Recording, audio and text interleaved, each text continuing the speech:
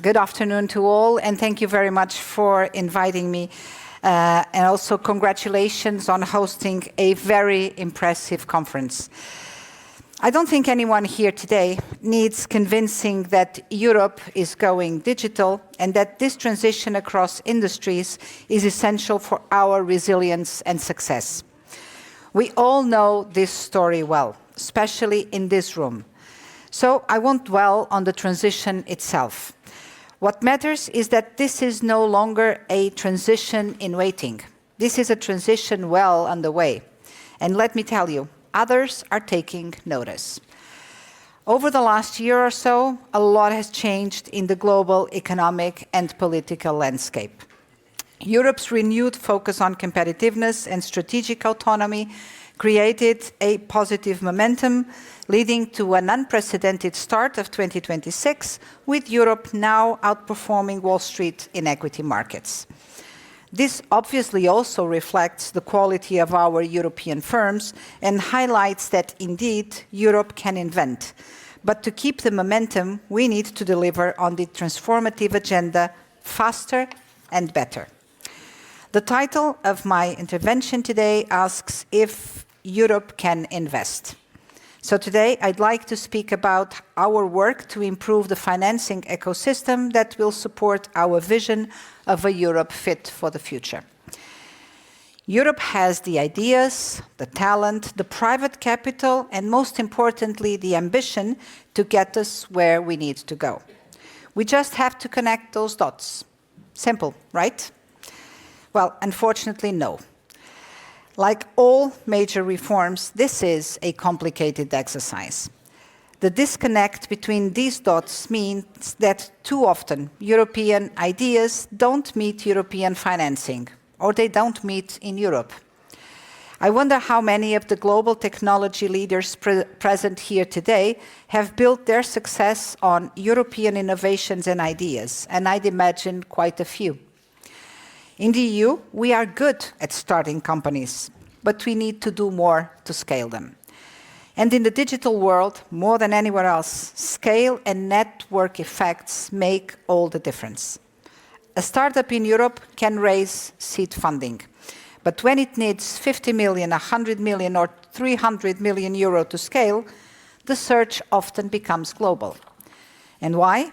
It's not that this money is not available in the EU. It's because the money is not being mobilized effectively to finance innovation. And when we don't finance our innovators, someone else does. The reality is that capital is not neutral. It determines where companies grow, where jobs are created, and where strategic decisions are made. We need more risk-ready financing in Europe. That means more venture and growth capital at bigger scale. A key objective of mine and an area on which we are currently consulting, by the way. So I'd like to invite you to participate in this public consultation so that together we can promote the changes needed to create scale, unlock investment, and strengthen Europe's capacity to grow and compete. The digital economy does not stop at member states' borders, and capital should not either. Addressing this is really what the Savings and Investments Union is about. Through the SIU, we are building a financing ecosystem that goes beyond simply supporting companies and focuses on accelerating them. That means seed funding, venture capital, growth capital, and public markets. It also means reducing administrative friction and political friction. Since the beginning of this mandate, we are working to make the simplification of EU rules a reality. Our vision is that regulation protects, but should also enable. We are working towards smart rules, clear rules, simple and predictable rules. I also want to speak about data and how that links into our financing ecosystem. But first, some context. We are 6 years since the launch of our digital finance strategy, and we have come a long way. We promote digital onboarding and e-identification This reduces costs and makes cross-border activity and investment easier. We support distributed ledger technology in capital markets. This means faster settlement, higher transparency, lower costs, and global reach. We have brought in a clear framework and strengthened our resilience through our rules around crypto assets and digital operational resilience for financial institutions. And now we are developing frameworks for data sharing in finance. Because in the digital age, data is capital. And if this data is locked in silos, innovation slows. If data flows safely and securely, innovation accelerates.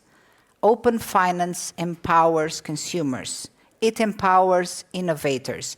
It empowers incumbent data holders, pushing them to compete and continue to earn the trust and loyalty of their customers. Data sharing also gives investors access to better financial products. So I ask for the support of all of you to push this agenda forward. These links are critical for those willing and ready to deploy capital. Institutional investors, for example, with deep expertise and long-term horizons, need to see the full picture of their investments. Again, data is key. Part of our work is to ensure that these investors, our partners in fueling European growth, have a clear view over their pipeline of investments. Ladies and gentlemen, when it comes to the SIU, the biggest risk we are trying to combat is inertia. Standing still while the world passes us by ever faster. We have to think less local and more European. When it comes to capital markets, we need to focus our efforts to move institutional capital to where it is most useful throughout the Union, and we have to show companies that they have a future in Europe, including through listing in public markets. We have to unlock data and promote simple, secure, and performant data sharing and data portability. And we have to fully exploit tokenized assets, distributed ledger technology, and AI. This gives us a new channel to make European assets globally accessible, scalable, and secure. These are ambitious goals, and policymakers and regulators alone won't be able to make them a reality.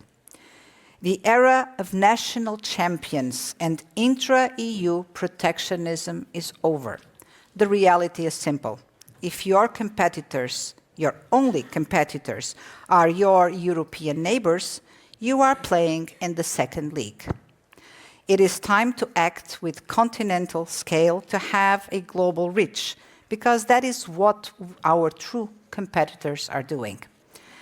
Europe has never lacked ideas, talent, or the capacity to innovate. What we must now prove is that we also have the ambition to invest at scale with confidence and with a clear sense of direction. Innovation will be driven by capital that moves freely, by markets that are deep and integrated, and by rules that give innovators the certainty to build the future here in Europe. This is our moment to connect invention with investment, to turn Europe's scientific leadership into industrial strength, to act not as 27 separate markets, but as one. Finance is not on the sidelines of the digital transformation. It is its engine. And that is why I call on all of you, industry leaders, innovators, investors, and policymakers, to work with us in building the Savings and Investments Union. Because a more digital Europe will only succeed if we are also more integrated, more ambitious, and more investment-driven in Europe. Not that long ago, some of you probably remember it, the financial sector was part of the problem. Now we are working to guarantee it is part of the solution. Thank you very much. And enjoy your coffee break.